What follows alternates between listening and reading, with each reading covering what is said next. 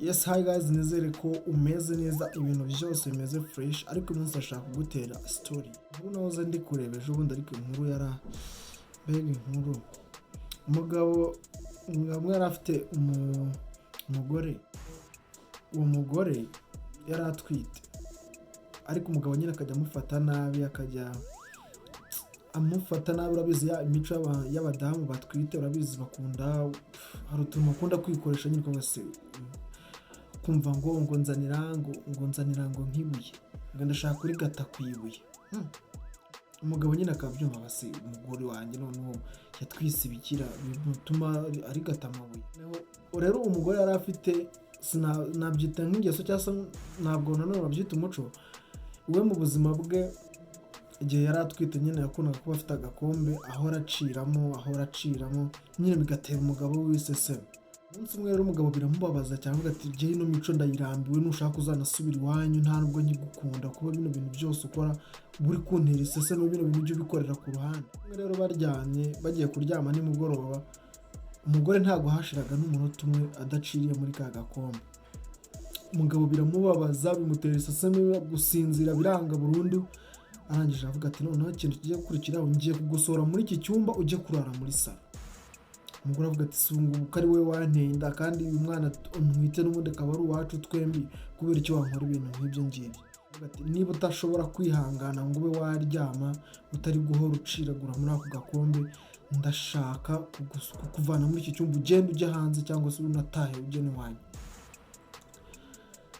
Avuga ati okay, ntacyo bitwaye. Aragenda ariko ari kurira n'amarira menshi, aragenda yicara muri salo ararira, aravuga ati ariko nta kundi, nyine kwihangana nyine biranga. Ariko ageze aho arasinzira, araryama. Wa mugabo nawe aho yakaryamye muri bwa buriri araryama. Mu gitondo agize ngo yikangure, asanga yanda wa mugore we yari atwite ako kanya noneho niwe uyitwite.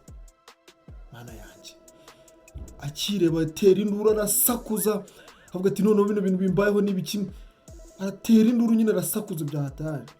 Wa mugore nanone nawe aho uko yakabyutse, hahandi yari aryamye mu ntebe, asanga yanda yari atwite ntayigihari, ahubwo nyine nawe biramucanga, yibaza ko byagenze. Ahita azamuka yihuta ajya kureba wa mugabo we ahantu yari aryamye, asanga umugabo ari gutera induru, byamucanze, niwe noneho watwite. Yanda wa mugore yari atwite, wa mugore noneho niwe uyitwite. Umugabo ati noneho bino bintu turabigenza ute?